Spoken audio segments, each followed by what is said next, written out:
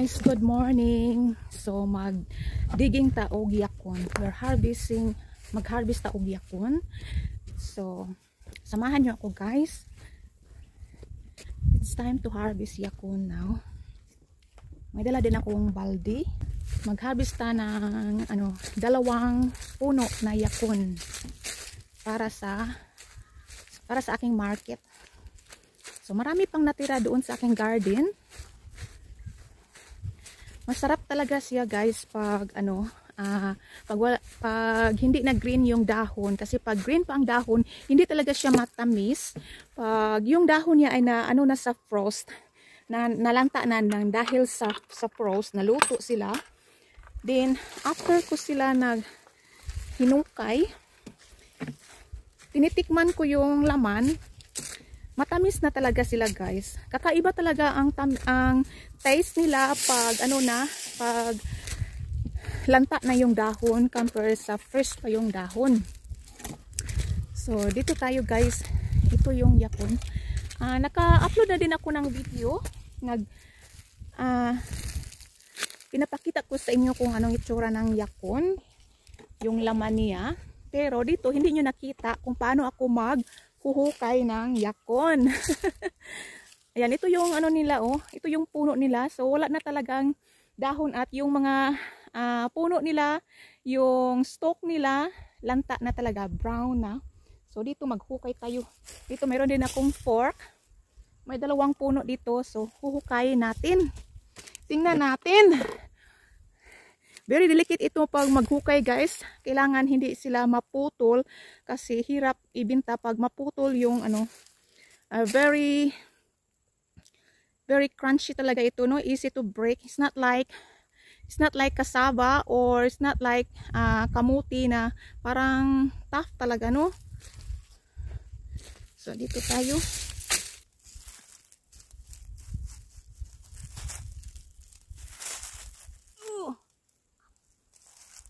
Very hard.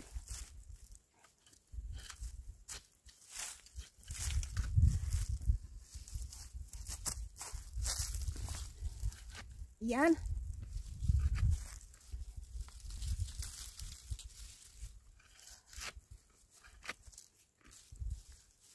Ito na yun. Ito. Yan oh. Ang laki.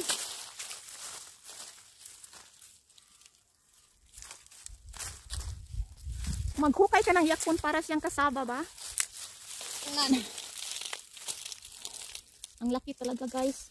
Maliit lang ito siya na puno. Compare dito isa, malaki ito.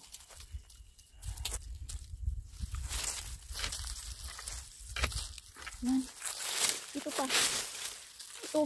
Ang laki ito. Ang bigat. Ay. Kailangan hindi mo siya maano sa fork. Oh, ang lalim. Kalagto yan.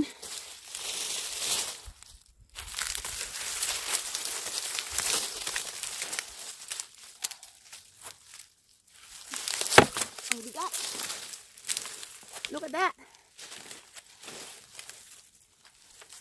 Ang laki. So, dragging natin dito. Yan. Oh. Ang bigat. Ang laki. Oh my God. Ito ay break kasi naigo siya sa fork. Ito ayan oh. Yan, kailangan siya na hindi siya pero okay lang 'yun. Very delicate talaga pag mag-harvest ng ito, pag maigo siya sa fork. Ayan. Ito oh. Saka maliit lang yung fork ko guys. At ito ang laki. So ayan. Oh, very easy to break talaga guys. Oh, ang grabe. Ang haba, no? Parang kasaba talaga siya. Sumukhang kasaba. Pero hindi naman siya kasaba. Yakon ito guys. Ay, ito pa. So, dalawang puno ang hinukay ko. Ayan. So, mayroong nagtatanong, ano daw itatanim nito? Pwede ba daw yung tuber? So, ang tinatawag ito yakon is a tuber talaga. So, originated from Peru, South America. tinatawag nila ito is ground apple. Tastes like siya na parang nasi pear, crunchy, at saka very juicy and sweet. Juicy talaga siya. Juicy na para siyang parang pakwan, watermelon. Crunchy, sweet. Para ding apple siya na kainin ba? Grabe, parang kamote. Uy, excuse me. At dito, malaki. So, mayroon ditong tinatawag na rhizome. Yun ang dapat itatanim. Mayroon na din akong video na upload, guys. Iwan ko ba kung mabubuhay ba ito sa Pinas? So, depende lang kung saang lugar. Siguro sa inland, yung malamig na lugar. Ay, I break. Yun ang itsura ng yakon sa loob. May pagka ano siya, na kulay na dark yellowish or may pagka pinky. I'm not sure, orangey, yeah, pale orange. Sometimes yung skin mayroon din may pagka red. Yan, pero if you wash this one, pag gumagamit ka ng ano, sponge, puti talaga if you rub it off. Ayan. So, ano natin? Tanggalin muna natin yung tuber. Mayroon tayong nakita dito na, rhizome. Yun ang itatanim mo. Hindi ka pwede magtanim ng seeds. Walang seeds ito. Magtanim ka dito sa Australia, itatanim ko ito spring. Spring season ang pagtatanim. Harvesting is late autumn to winter. Until now, which is, we are July. Kasi hindi ko sila hina-harvest ng bolto-bolto.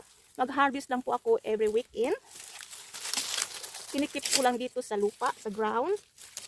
Hindi sila maano sa frost. Ayan, mayroon tayong naputol. At ito yung rhizome niya, ito yung itatanim mo. Mag-divide ka nito, mayroon siyang magsushoot yan dito. So ito yung ibang mga tuber. Ayan. Pwede din magtanim ka ng tuber pero ano, kailangan mayroon silang ugat. Pero minsan, mas maganda ito itatanim kasi yun talaga ang itatanim mo. Ayan. Mayroon pala, mayroon nag-comment na mayroon daw yakun doon sa Baguio. Kasi yung Baguio is malamig. So, mas maganda sa inland, no? Very inland. Okay? So, ito yun ang ating yakun na harvest ngayon. Pag mayroon akong time, magpadala ako sa Pinas, sa Cebu. Mas maganda ito siya, guys. Makalow po ito sa blood sugar. And a very high antioxidants. So, mas maganda siya kainin. Ito, I prefer to eat na raw yakun. Ano ito? Kasi crunchy siya. Parang ano siya, parang prutas ba? Parang apple, parang ding pear. Ayan. So, ito yun sa isang puno. Puno ito yung malaking balde. Mayroon pa tayo doon. Hindi pa natin na ano na kuha isa puno. So, ikip ko lang ito guys, yung mga rhizome nila.